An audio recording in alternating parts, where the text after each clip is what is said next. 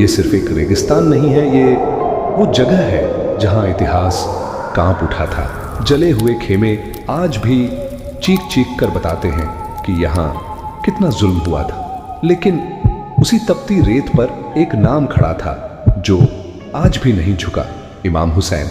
जहां हक ने जुल्म के सामने घुटने टेकने से इनकार कर दिया। मुहर्रम का महीना इस्लाम में बहुत बड़ा अहमियत रखता है। इसी महीने की 10वीं तारीख आशूरा करबला का बड़ा वाकया हुआ। ये सिर्फ इतिहास नहीं है बल्कि हक़त और इंसाफ के लिए खड़े होने का पैगाम है। सन 61 हिजरी में यजीद का हुकूमत अत्याचार और अन्याय से भरी हुई थी। मक्का और मदीना में इस्लाम के असली सिद्धांत दबाए जा रहे थे। इस जुल्म के सामने खड़े होने के लिए इमाम हुसैन रजी अल्लाहु अन्हु ने मदीना छोड़कर करबला की तरफ रुख किया।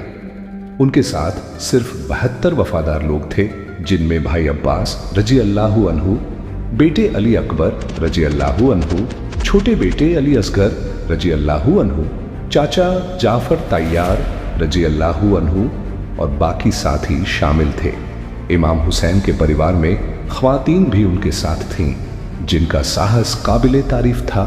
उनके नाम हैं बीबी फातिमा झरा रजी अल्लाहु अन्हा, बीबी जैनब रजी अल्लाहु अन्हा, बीबी उम्म कलसूम रजी अल्लाहु अन्हा। करबला का मैदान तपती धूप और रेगिस्तान की धूल से भरा हुआ था। पानी बहुत कम था और यजीद का हजारों का लश्कर पानी तक पहुंचने से रोक रहा था। घोड़ों की दहाड़, तलवारों की आहट और तीरों की बारिश में हर शख्स के चेहरे पर थकान और डर साफ था। आशूरा के दिन सबसे पहले अब्बास रजी अल्लाहु अन्हु पानी के लिए आगे बढ़े। उनके हाथ में मस्क था, लेकिन दुश्मनों ने उन्हें घेर लिया और तलवारों व तीरों से घायल कर दिया। उनकी शहादत ने हर दिल को हिला दिया। फिर इमाम हुसैन रजी अल्लाहु अन्हु ने अपने लश्कर को संभाला।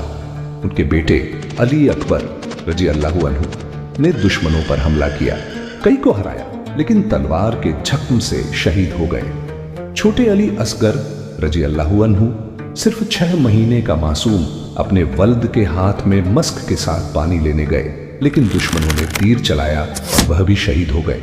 इमाम हुसैन खुद भी घोड़े पर थे। उन्होंने अपने लश्कर को हौसला दिया और दुश्मनों पर लगातार हमला किया। उनके साथ जाफर तैयार रजी अल्लाहु अन्हु ने भी बहादुरी दिखाई, लेकिन वे भी शहीद हो गए। करबला में हर शहीद की बहादुरी अलग थी। साहबे और साहबजादे अपनी जान की बाजी लगाते हुए शहीद हुए। ख्वातीन जैसे बीबी फातिमा झरा, बीबी जैनब और बीबी उम्म कलसूम घायल परिवार को संभालते हुए बहादुरी और हिम्मत दिखा रही थीं। उनका साहस दुश्मनों के दिलों में भी इज्जत पैदा कर गया। दुश्मनों की तादाद बहुत ज्यादा थी, लेकिन इमाम हुसैन और उनके लश्कर ने हर पल अदम्य हिम्मत दिखाई। तीरों की बारिश, घोड़ों की दहाड़, तलवारों की चोटें, हर जगह खून और धूल का अजीम जंग था। आखिरकार इमाम हुसैन रजी अल्लाहु अन्हु भी शहीद हो गए। उनके साथी एक एक कर शहीद हुए, लेकिन उनका हक और इंसाफ के लिए खड़ा होना हमेशा आबाद रहा। ख्वातीन और बच्चे कैद हुए, लेकिन उन्होंने कभी हक और न्याय का साथ नहीं छोड़ा। करबला का यह वाकया सदियों तक इंसानियत, हिम्मत और इंसाफ का पैगाम देता रहेगा। हर तीर, हर तलवार और हर शहीद ने यह कहानी अमर कर दी। यह सिर्फ इतिहास नहीं, बल्कि आज भी हमें याद दिलाता है कि जुल्म के खिलाफ उठ खड़ा होना ही असली धर्म और असली इंसानियत है। करबला का मैदान खून से लाल था। इमाम हुसैन रजी अल्लाहु अन्हु और उनके 72 साहबजादे और साथी शहीद हो चुके थे। अब केवल कुछ जिंदा बचे लोग ही थे।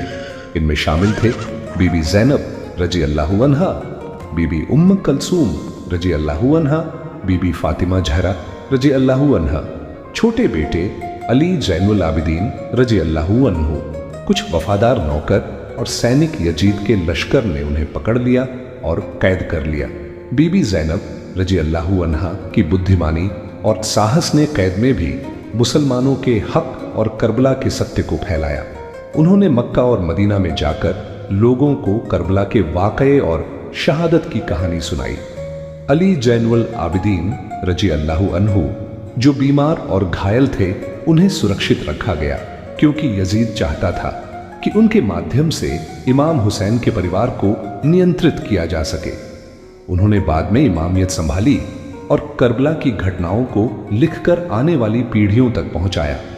करबला में जो भी जिंदा बचे उन्हें काफिलों में बांधकर मदीना और बाद में दमिश्क ले जाया गया। इस कठिन यात्रा में बीबी जैनब और बीबी उम्म कलसूम ने दूसरों का साहस बढ़ाया, रोने वाले बच्चों और घायल लोगों की देखभाल की और उनकी हिम्मत ने सबको मानसिक और धार्मिक शक्ति दी। यजीद का उद्देश्य था कि वह करबला की शहादत और इमाम हुसैन के परिवार के साहस को दबा दे, लेकिन बीबी जैनब और अन्य बचे हुए लोगों की बातों और उनके साहस ने मुसलमानों में प्रेरणा पैदा की। करबला के बाद इन जिंदा बचे लोगों की वजह से ही इतिहासकारों और मुसलमानों ने सच्चाई को याद रखा और मुहर्रम में शहादत का जश्न मनाया। करबला का मैदान सिर्फ मैदान जंग नहीं था, यह इंसानियत और सच्चाई का प्रतीक बन गया। यह वाकया सिखाता है कि अन्याय के सामने झुकना मजहब और इंसानियत के खिलाफ है।